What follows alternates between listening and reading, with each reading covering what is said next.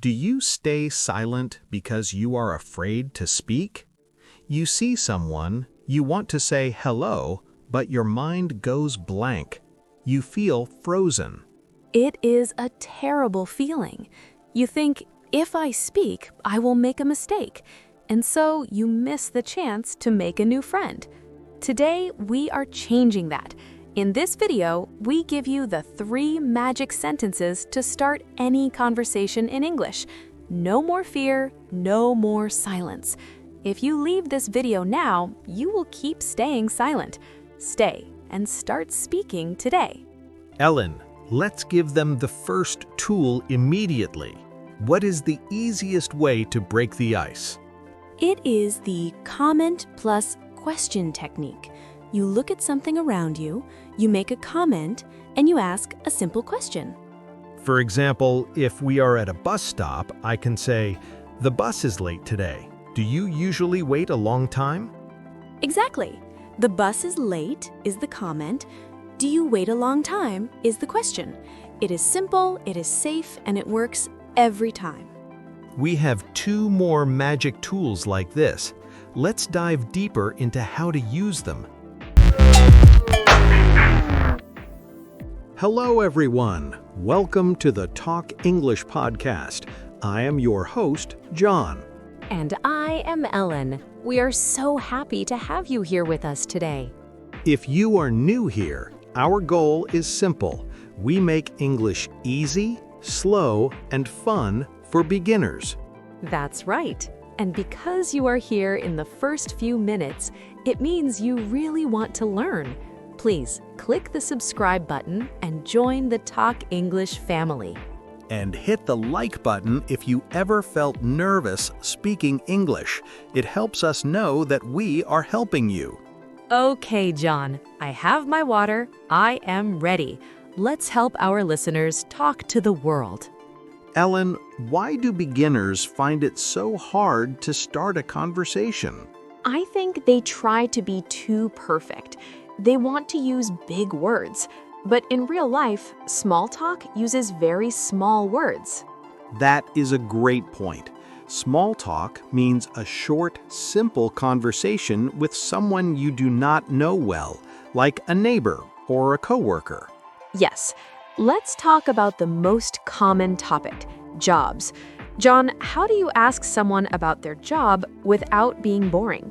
Well, the standard question is, "What do you do?" But many students confuse this with, "What are you doing?" Oh, that is a big mistake. Listeners, please listen carefully. What are you doing means now at this second. Maybe you are eating or reading. But what do you do means, what is your job? So if I ask you, John, what do you do, what do you say? I say, I am an English teacher and a podcaster. It is simple, but here is the secret to keep the conversation going.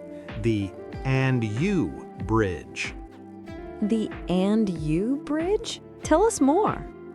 After you answer, you must give the question back. I am a teacher. And you? What do you do? It is like a game of tennis. You hit the ball to me, I hit it back to you. If I don't say "and you," the conversation dies. Exactly. Let's practice a small conversation for our listeners. Okay, I will be a person at a party. You start, John. Hi, I'm John. I don't think we know each other. Hi, John. I'm Ellen. Nice to meet you. Nice to meet you too. So, Ellen, what do you do? I work in a hospital. I am a nurse. And you? What do you do? I work in an office. I am a manager. Stop! Did you hear that, listeners? We used very simple sentences. I am a nurse. I am a manager. You don't need to say, I am employed by a large medical institution. Just say, I am a nurse. Use simple words to build your confidence. Ellen, what is another good topic for small talk? Hobbies. I love talking about hobbies. It makes people smile. How do you ask about hobbies in a simple way? You can ask, what do you like to do in your free time? Free time. That is a good phrase. It means the time when you are not working. Yes. John, what do you like to do in your free time? I like to play football and watch movies. And you? I love cooking and walking in the park. Listeners, did you notice we use I like or I love plus a verb with ing? I like playing. I love cooking. This is a very common structure. We are halfway through our conversation. We have learned about jobs and hobbies. Before we continue to the next part, we want to hear from you. We have a question for our amazing listeners. What is your favorite hobby and why do you like it? Please write your answer in the comments right now. For example, I like reading because it is relaxing. We promise to read your comments. This is your chance to practice your English writing. And if you are finding this useful, please share this video with one friend who is also learning English. Learning together is much better than learning alone. Okay, we know how to ask questions, but what happens after the person answers? This is where many people get stuck. They ask a question, the person answers, and then silence. To stop the silence, you need reaction words. Reaction words like, oh, or really? Yes, if Ellen says, I am a nurse, and I say nothing, it is cold. But if I say, oh wow, that is a very busy job, it feels like a real conversation. That is so important. Using words like great, interesting, cool, or I see shows the other person that you are listening. Let's try it. Ellen, tell me something about your day.